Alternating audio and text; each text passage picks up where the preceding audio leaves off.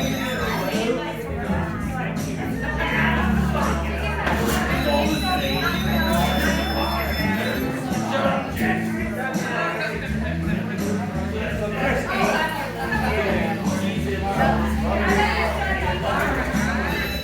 everyone, welcome back to another edition of Broish here at Battle Creek, season number 2. We did one in Battle Creek last year after the Central Michigan game. We're back at Clutch's house on the deck, enjoying a, 66-7 Notre Dame victory over Purdue. And I want to say that I pretty much saw everything in the first half. I didn't see anything in the second half. And obviously, they almost doubled the score, but they were up 42-0 in the first half alone. At 278 yards rushing. Riley Leonard had 3 touchdowns just in the first half. He got pulled after that, and Steve Angeli came in and actually threw Notre Dame's first touchdown pass. And second. And Minchie threw the third? Did Minchie throw one? No, he ran one in. He ran one. Okay. Yeah. So, Clutch, I don't know, man. What do you think? What do you think of this? What do they call it? When there's two different, two-faced type of team we have here. Last week, we couldn't find our own ass from our nose. And this week, we act like we had the best offense in college football. So which is it? What are we doing? Well, I really think that this is the most unsatisfying win I've ever seen from any football team. It's, what's the spread? 59-point win. And weren't they 10.5 favorites? 8 point. Maybe it went, but last time I saw it was 8. It might have been. 10.5 was early in the week. Continue your thought. Well, I mean, the fact that we pulled a quarterback in from the transfer portal from Duke, that basically runs around like he's had both arms amputated. He doesn't throw the ball at all, and if he does, it sucks. He runs, but everybody knows that you can't live on a quarterback that just runs all the time. He's going to get hurt. He's going to get broken, which I'm kind of hoping now. I don't hope for the worst with him, but I do hope that he goes down so we can get some people in there throwing. I mean, Angeli came right in and, he threw one of his awesome peanut butter and jelly passes for a touchdown to tight end. Yeah. It was Flanagan. Yep, Flanagan. And then he threw a couple other breadbasket passes to number 2. Who's number 2? Number 2 is, and I think that's Mitchell. No, it's not obvious. Anyways, look it up.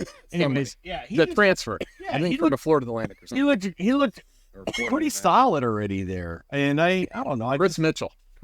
I think. I don't know. Now, the one thing I do wish would happen is that if Angeli's going to come in, he makes a more of a bond with Bo Collins over there. Bo Collins? I don't know. I think you woke Bruce up over there. So Bruce, did Bo Collins did he catch anything today? Number 5? I know of. No. Okay, so Bruce, you've been watching football Notre Dame football for about 60 plus years. Bruce has been to a couple of dispensaries since Battle Creek has a ton of dispensaries, more than most of the cities in the United States, let alone Michigan. And Bruce is coughing a little. I started watching Notre Dame when Paul Hornick was a sophomore. Ooh. See if you can figure out what year that was. That was like 13 BC. That sounds good. Yeah. Quite a while. Bruce, is this like the typical Notre Dame? Lose a shit team like we have, and then come back and, I don't know, Purdue's respectable, but I mean, they are a Big Ten team. Is this typical Notre Dame throughout the years you've been watching Notre Dame football? Seems like lately it is, yeah. It's 36 years since they won a national championship. So, and I really have to go along with an article I read by Urban Meyer, and that is that I really think Notre Dame should develop their own quarterback instead of trying to buy one out of the transfer portal every year, because it's not paying off. Cohen didn't work. Hartman didn't work. It doesn't look like Leonard's doing the job. Why can't we develop somebody? Why can't we develop C.J. Carr or Noah Grubbs or one of these guys, even Minch here? Noah Grubbs. He's Noah Grubbs. He's our big, that's the guy that's coming in he's supposed to be I'm quarterback from Florida. Yeah, he's a nice one still. He's 100%. You can't develop him yet. You got to work on who we got on the team. He's coming. What about Minchie?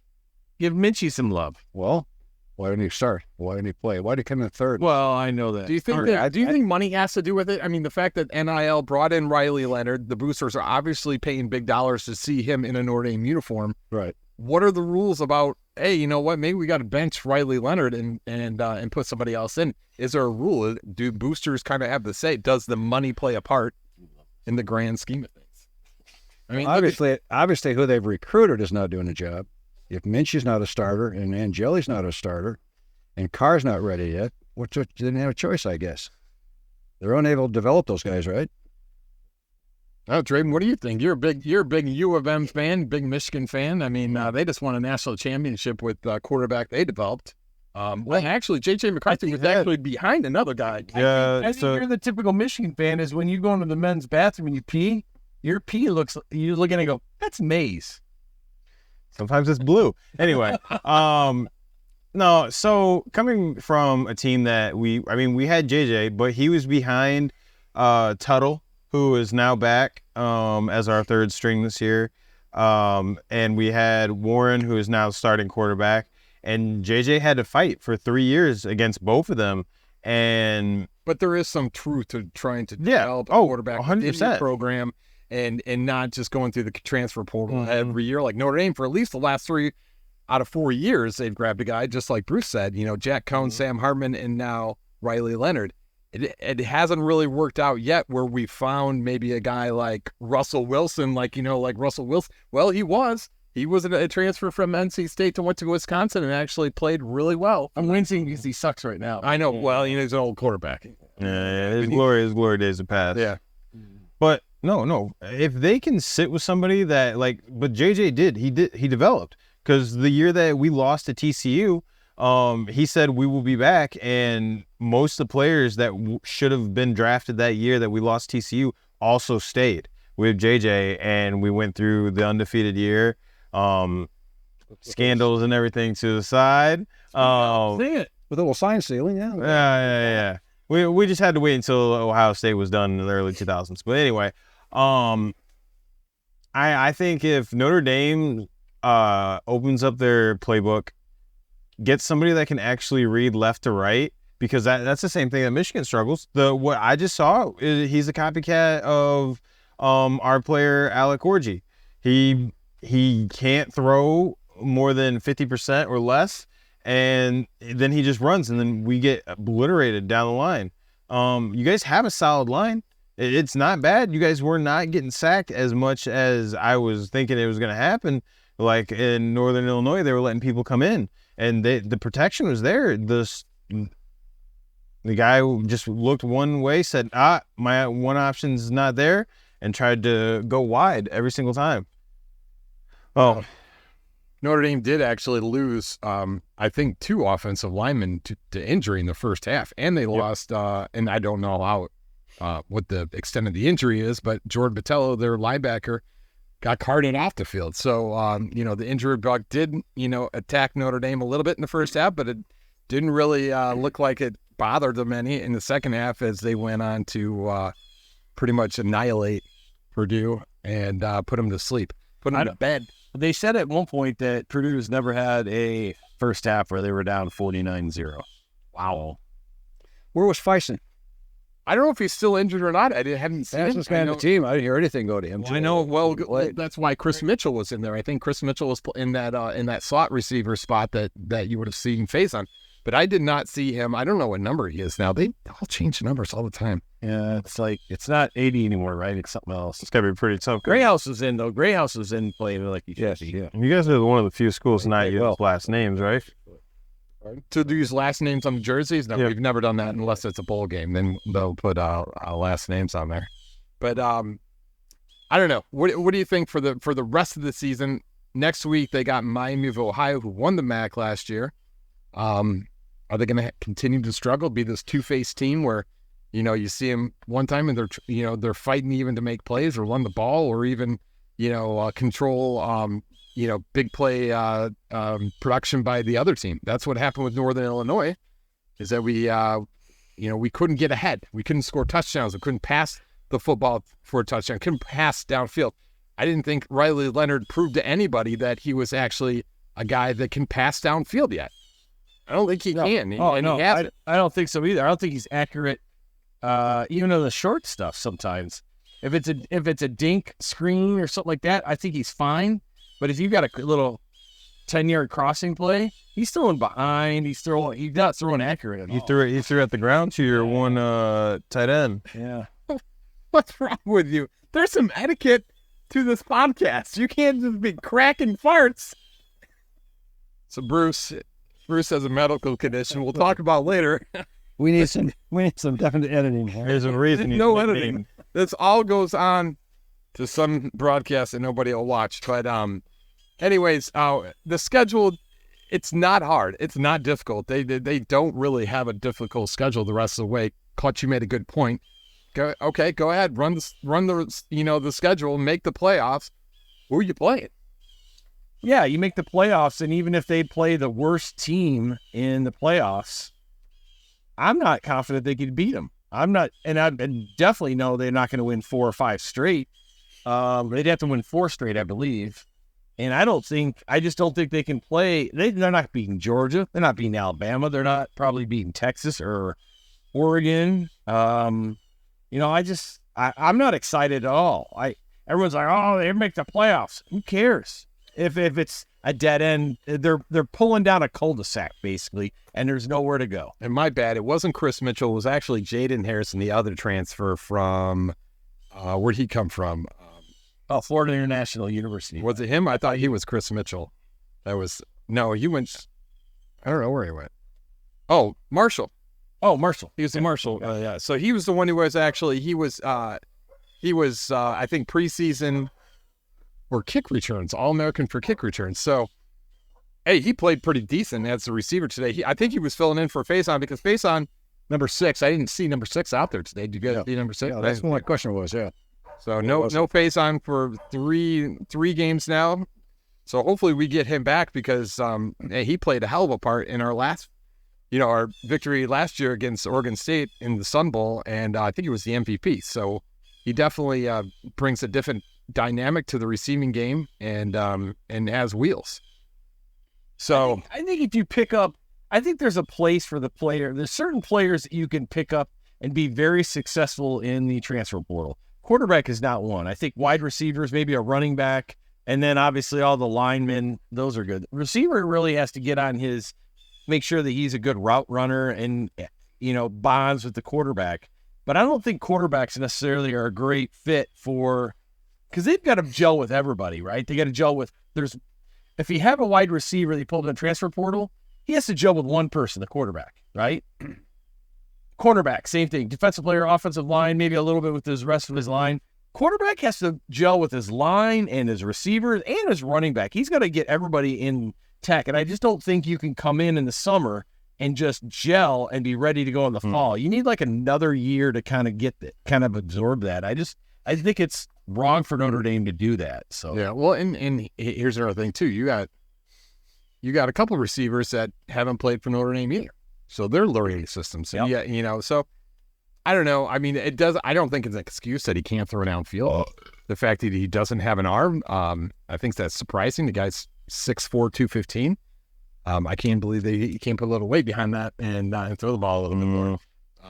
I will say this. The wide receivers, they can't just be sitting still. They can't just give up on their routes. I did notice that a couple of those times where he was forced to go right, and then he only got, I think, and that it was in the third quarter where he was running only 2-3 yards a run. Most of them wide receivers stopped. No one came back. No one kept moving, tried to get open. And then by that time, it's when they started running the defensive lineman and spy. I got to agree. I got to kind of stand up for Riley Leonard. Does he really have the receivers that can break loose so they can hit him? Well, yes. I mean, you don't have a bunch of Marvin Harrisons out there. It doesn't These matter. guys, James Thomas. It was proven today with Angeli. Angeli came in on a short. Hey, but you got the second string offense against their second string defense. it doesn't matter. He dropped that. He dropped that one pass to number 2 like it was right in the breadbasket. Boom, and then he almost hit the guy in the corner of the end zone. He was a little slow, and then probably would have caught the ball if the defender wasn't like in his face and they got the pass interference call. But Right. I totally think it's doable. So you don't think it's receivers so much? No, Leonard just I can't think find him. No, I think it's that. And then, it's Leonard just not being skilled like they think he was. And I think it's a coaching standpoint because you know what? At this point, I would have Leonard come in for a few plays with the intent of either passing or running, and then flip it up with Angeli, knowing that he's more stronger on the passing side, and he can still run if he needs to. So it's not like they've got a running quarterback and a passing quarterback. They've got two quarterbacks that both run and pass, but one's better at one than the other one. Conversely, you know what I mean? Yeah, and they can, I don't know, teams. I hate doing that, but Yeah, two-quarter offense is tough. It is. it is. But it's better than fucking throwing to fucking somebody's asshole every fucking play. Well, Throw the damn ball to his fucking hands, not to his butt. Yeah.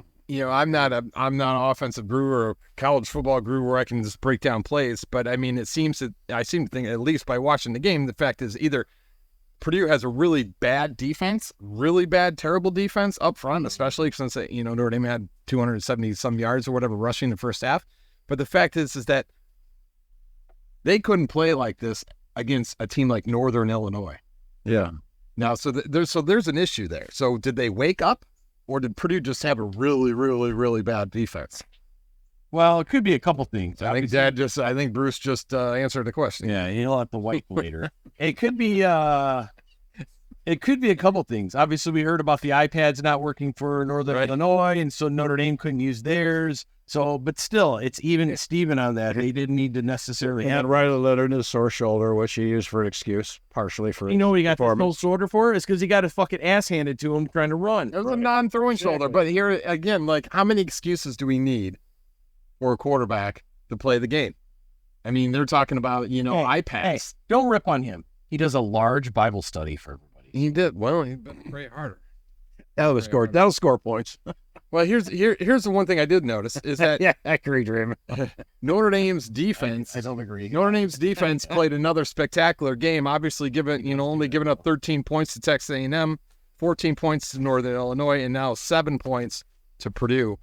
Notre Dame's defense has been in each, or at least kept this, Notre Dame in the game each time. This is actually the first time that Notre Dame's offense decided, you know what, let's start playing. And I think it was because Purdue sucks as far as defense goes. I didn't think of that. I was going to riff on the defense, but you're right. Total points is probably proven that they're doing good. The offense needs to freaking light it up though. So You guys just have a really strong run stop defense. It is nothing coming up that middle was getting more than I think. I think there was a couple maybe that they got their like first down runs, but I think it was too far in between that you guys were locking it down. Honestly, it looked almost like me watching, as I want to say, some Michigan players, Graham and Grant, right up in the middle. You guys' two middle players played just as good as they do. So I think you guys have a good, solid defense. You just got to figure out who's going to run your offense. And once that happens, form that leader, then the wide receivers, running back, everything will fall. Well, actually, running back, number 4. Is it number 4 that's running back? Love. Yeah, Love. He is a strong runner. that real mother, good cuts. that mother chucker's probably got the most jukes that we've ever had But in a long time. That looks like a pro level running back. Didn't have the run of the game, which was Jadarian Price, who ran that 40-some yards or whatever, the longest of his career or whatever. And but that one looked pretty damn spectacular. And that's kind of they were laying everything on the line as far as defense, offense, everything in that second quarter to get them up 42 to nothing. That Notre Dame running game, I do have to admit, just the running backs themselves. It's almost an inside thing going on. What's going on between you and Bruce, though, Draven? What are we doing? Well, he's squeaking, but anyway, that's besides the part.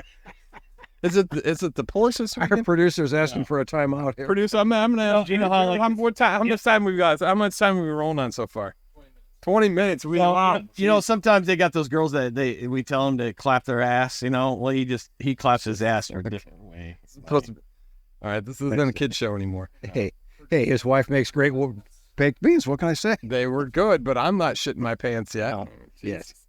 All right. So next week we got Miami of Ohio, and then Clutch the week after that. Is it the week after that? Trap game. Time out. Oh, When they have a trap game on NIU, all they blew them out of there. There's no trap game anymore, is there? No, It's gone. It doesn't matter.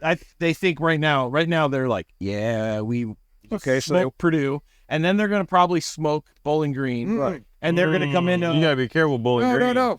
too cocky against Louisville, right? well First of all, when are they playing Bowling Green? next week. That's Miami of Ohio.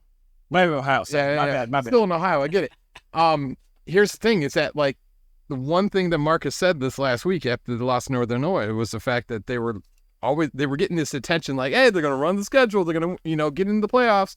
It's pretty much a golden ticket to get into the playoffs, and they end up losing. So you think that his mindset, or at least his talk to his team, is going to be different come tomorrow after they enjoy this win tonight? They come in Sunday, they're just going to be like, and Marcus is going to be like, shut the fuck up. Who cares? We beat Purdue. Let's go. You know what? We got to play Miami of Ohio. And look what you guys did against the Huskies of Northern Illinois. Yeah, You fucking lost at home. Yep, and they're going to win that game, and then they're going to come into Louisville on a high horse. Do you and think Louisville's again? going to? Yeah. So you think that, like, Marcus is not going to correct this and not going to treat this like every single game, like he's going to say, hey, look, we have to focus on every single game coming up. We can't. I'll tell you what, they're going to celebrate. They're going to get their ass handed to them by Georgia Tech. And Southern Cal could be Southern very Cal, ugly, too. probably. Southern Cal's got one of the fastest players in college football right now. Florida State's Pretty good quarterback, too. Florida State's a walkover now. After 3 What about Stanford? Yeah, they're done. Stanford, Army, Navy? No. Virginia. Georgia Tech win today? Maybe Virginia. I don't Virginia know. might have some speed on. Georgia Tech win today? What's that? Did Georgia Tech win today? I have no idea. Are they on right now? I will say, if your safety and corners do not lock down that wide receiver from South Carolina, he'll just run. They're not up right now. He's Look at got this. By the way, just want to cut away. Texas A&M is beating Florida 33-14. Wow. It's good for us, all right? Well, Florida's on 1-1 anyways. Miami beat Florida. Florida's won. Georgia Tech won. You did? Really? Against who? Virginia Medical Institution, something like that. All right. That's too busy saving Notre Dame lives. plays Southern Cal. That's Southern Cal. That makes it tough. Again, they can run the fucking table, but to me, I don't see them being a dominant team in the playoffs. They are going to come in as Notre Dame, so people are going to be, some of them are going to be like, whoa, it's Notre Dame. And I will put money on the line that they will get their ass handed to them in the first game, maybe the second game, but they are not going there. There's no hope at all for them in the playoffs. None. If they, To me, the season's over. Let's tune into the NFL now because I don't care. Wow. Sorry, I just fucking I don't care. After they lost to NIU, that proved to me that they suck ass. So what's Notre Dame's best case scenario to actually win a playoff game if they make it? How do they actually get a few playoff games under their belt without them shitting the bed? find the leader. Find the actual leader. Literally shitting the bed. They need to find out who is actually going to lead that locker room. Well, I mean, and you can't bench a NIL captain now, can you? That's where I wonder where that. The only hope I have is that defense gets a little bit more rock solid. I don't think it's quite there yet. I think it's good, but I think it could be better. And then because of today, they let Purdue score 7. Okay, well, it's Purdue. NIU scored what? 16, 17? I forget what that school was, or that score was. Well, Hudson Card is not a pushover quarterback for Purdue. So, like, he came from Texas. He actually, he had some good games, and he's thrown for a few yards. So it wasn't like, that Notre Dame, got handed an easy card, I guess. They had an easy hand. Their defense had to work against a good quarterback, and they did, and they put a lot of pressure on him, I thought.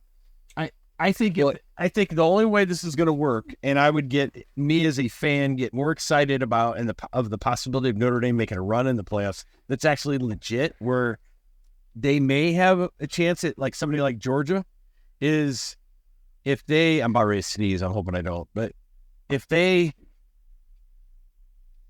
figure out what's going on with the quarterback play and then switch it up and get that quarterback gelled in to start playing with the starters. If it's in jelly, fine.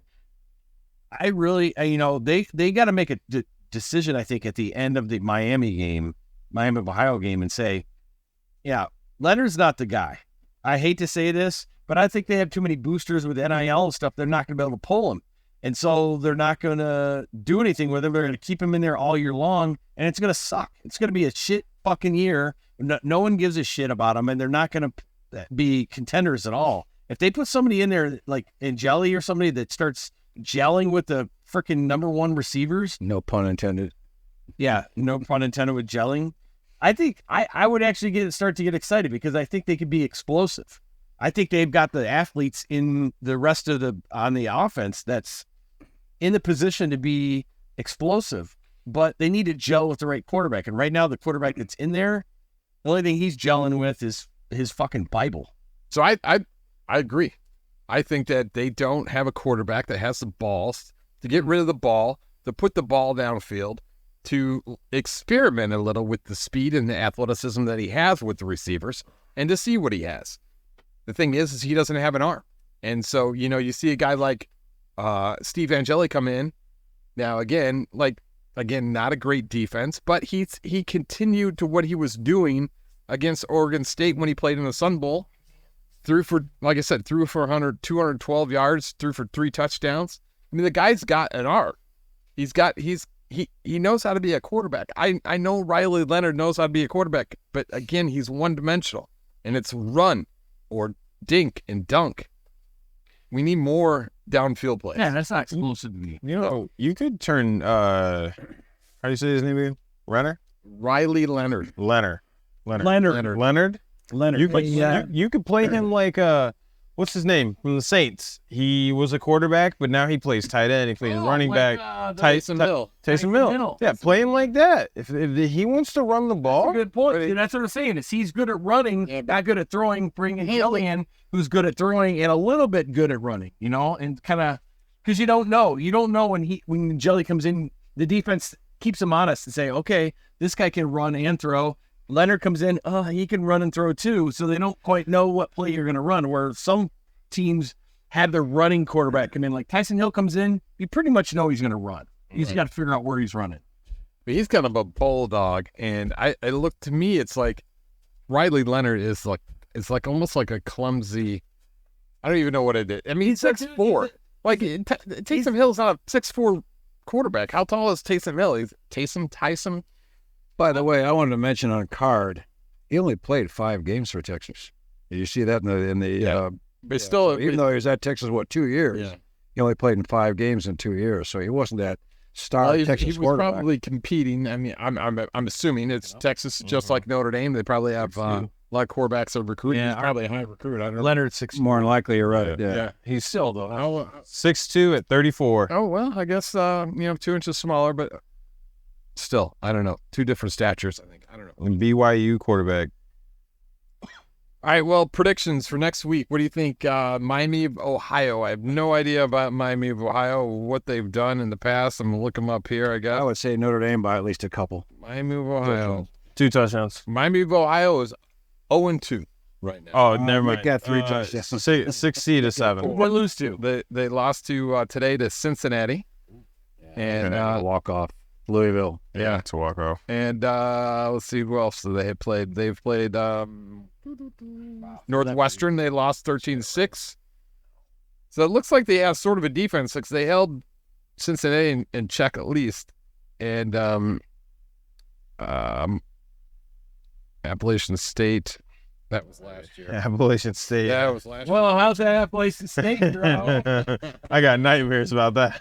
Yeah, well, now you know what Northern Illinois feels like. All right, so No, Appalachian State was worse because they weren't even Division I. yeah. Well, hey man, I think I say a high score. I know it's going to be a closer one, but I'm going to say they're going to keep them in check a little bit. I'm going to say 26. No. Let me go. This is going to be a tough one here. 34. Let's say 34-6. So we're in the same ballpark. I'm saying Notre Dame by 21. So 34-6. we're not too far apart here. 34-6. I'm saying 21. You're saying 20. all right. If your defense gets the interceptions and fumbles like they were getting today, I'm gonna put them a little closer. Jesus. Bruce has been Right back to the hat trick over there, Bruce. Wow. Oh my God. He went 4. Jeez. I'm gonna say they're closer to the 40s. I think your defense is gonna, if your defense can play as aggressive as they did today, I think you guys could turn the tables to the 40. But if your offense only thinks that they're gonna run, I guarantee this right now, like every other good football team does. They're going to be watching tape on what Notre Dame did today. Oh yeah. And if you guys are going to run, I would put my team in a man defense, and because your wide receivers, if they don't want to get open, I don't got to put that many people downfield covering wide receivers. I'm going to blitz. So I would be smart and figure out who's actually going to put the ball a little further than 2 yards. Well, So it looks You know, like on a blitz with Notre Dame's running backs. well, yeah, You looks blitz like enough, and they'll run right through you. Cincinnati had about 215 yards rushing yards today against Miami of Ohio at Miami of Ohio. So I think Notre Dame has, they could probably double that. I think they could double that easily with play like they did Riley today, Leonard, yeah. Jeremiah Love, Darren Price. They just got to play like they did today. Yeah, That's exactly. Yeah, That's they that got to be able simple. to run the ball. See, but that comes in with the offensive line working like they did today. And creating holes. And those guys, Jeremiah Love and Darren Price, doing what they do well is they can get open. So, Clutch, you already made your prediction. What was it? I mean, not make it. He didn't hit it one. No, you did. yeah. I just said it's probably going to be. I say Notre Dame doesn't let up no more than 2 touchdowns, and I say Notre Dame's probably going to get at least 4 to 6 touchdowns on them. 4 to 6 touchdowns. Clutch. Well, I just want to say real quick, and I'll give you a prediction. Pre-game with this game, they were talking about Purdue loves to put everybody in the box and stop the run, and they were worried that Notre Dame's only offense was the run. And Notre Dame just said, fuck it, we're running the ball. And they went at it, and they still did what they did. So now, granted, maybe Purdue's not that good. I don't know. But Only played one team, and it was Indiana State. So, yeah, that's true. So I'm going to say 38, Notre Dame 38, Bowling Green, no, I don't know, University, I'm sorry, Miami of Ohio, 10, 35, 38-10. 38-10. All right. Well, again, it's going to be another one at Notre Dame Stadium. We're 0-1 this year. So, guys, thank you very much. Oh, what about him giving a prediction? He did kind of, didn't you? It did, yeah. I'd say about 35-7. One thing I wanted to add, though, is a lot of sports writers said the same thing. Which Notre Dame team was going to show up today? The NIU team or the team we saw today? So next week they'll ask the same question. We're going to see the team we saw at Purdue, or we're going to see the team we saw at NIU. It's the tale of two. We're all hoping that this, what we saw today, continues all the way through the season. It's the tale of two football. I know you're reluctant to agree to Is that. that though, or is it the same? I feel it's the same. It was just they were successful today, or they weren't with NIU. Well, I mean, I think they got outcoached by NIU. maybe it was iPad. So that's why I'm. Yeah, it might have been. Well, yeah, lack of iPads, whatever. I'm not confident what we saw today was any different than last weekend. Outcome was, but I don't think that. I think they got. You're saying that Purdue was weaker than NIU? That's in essence, you're almost saying that. Yeah. Yes, and it looked like it. yes, and coach at a lesser degree. I think that coach for NIU had everything, and he had all his I's dotted and T's crossed and was ready to go. He did. No question about it. Because the plays that Riley Leonard were running, they seemed the same. And Marcus did everything he could to keep his team from having a letdown, and they still had a major letdown, one of the worst ones they had in in his career, obviously. Right. And the worst ones they have in a long time. It was sad, but now we saw a different team. What's going to happen next weekend?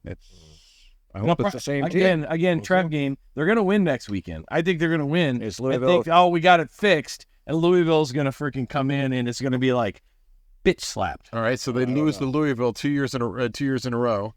Does Marcus Freeman get placed on the hot seat? Oh, he should be on the hot seat for me. Is he a coach? Is he able to coach? I mean, really, after that Texas A&M game, everyone was like, "Oh, he's a different coach." We talked about this last week. But again, you can't prepare your own team to get ready for the first game of the year in your own stadium against Northern Illinois. I mean, that's pretty bad. It is. It's horrible. So That is a huge black eye for Marcus. It's unfortunate. And, it really is. and he blamed it on himself. And Riley Leonard took blame for it. But again, you did not prepare your team well enough. Well, they for them cleaned to things take up. the field. They cleaned them up a little bit today. Yeah, I think see what so. happens. I mean, going into Purdue, sort of a hostile environment or whatever, and taking control of that game, and they definitely bounced back, and hopefully they can continue this stride or whatever throughout the rest of the season. again, but I think they really need to figure out their quarterback play and who's going to be the quarterback and who's going to be throwing the ball downfield because they're not going to be able to win games just running the ball. Who's your mama? Who's your mama? Who is your mama? Who's your daddy? All right, thank you, everyone. Clutch, thank you so much again. Bruce, thank you for being here. Special visit from Bruce here in Battle Creek. And Draven, thank you again for showing up. And Jared, who's behind the scenes, taking care of the mixer. Our audio engineer. And, audio engineer, director. He's running the show over there today. And I appreciate everyone. There we go. J-Rod. I appreciate everyone watching or listening or watching, whatever you want to do with this podcast. To another edition of Broish. Thanks again, and we'll see you next time. Cue it. Conley, the wingman on the right side. 3 wide receivers right. They're going to go for 2. Back to throw.